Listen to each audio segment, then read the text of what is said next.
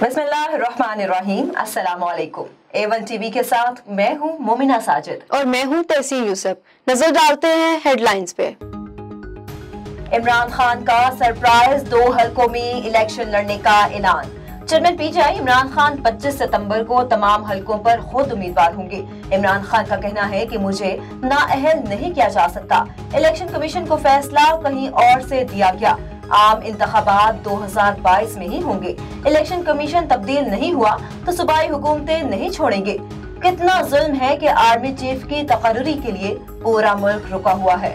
फौज के अंदर सबसे बेहतर ऑफिसर को आर्मी चीफ लगाना चाहिए। गवर्नर पंजाब अलीगुर रहमान आज दोपहर 12 बजे सूबाई काबीना से हल्फ लेंगे। गवर्नर पंजाब ने काबीना के हल्फ की मंजूरी दे दी। तर्जुमान गवर्नर पंजाब ने कहा कि गवर्नर पंजाब अलीगुर रहमान ने हल्फ लेने का फैसला कर लिया। गवर्नर पंजाब कहते हैं कि हमने आईनी और जमहूरी जिम्मेदारी पूरी करनी है, जमहूरी रवायात को बरकरार रखेंगे।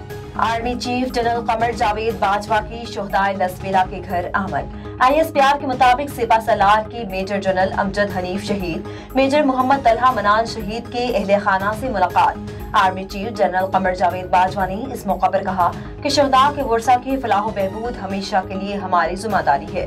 सदर मुमलिकत डॉक्टर आरिफ अलवी के बलूचिस्तान हेलीकॉप्टर हादसे के शहदा के लवाहिकीन से टेलीफोन पर इजहार ताज़ियत। पाक फौज ने लसबेला हेलीकॉप्टर हादसे पर सोशल मीडिया मुहिम मुस्तरद कर दी। DG ISPR ने कहा कि खराब मौसम के बायस हेलीकॉप्टर को हादसा पेश आया। सोशल मीडिया पर गलत किस्म की प्रोपेगेंडा किया गया। लोगों ने गलत किस्म के बयान देना शुरू कर दिए जो अफसोसनाक थे। कबल अज वक्त आम इंतखाबात के लिए तमाम कानूनी रुकावटें खत्म। इलेक्शन कमीशन ने कौमी और सूबाई हल्का बंदियां जारी कर दी।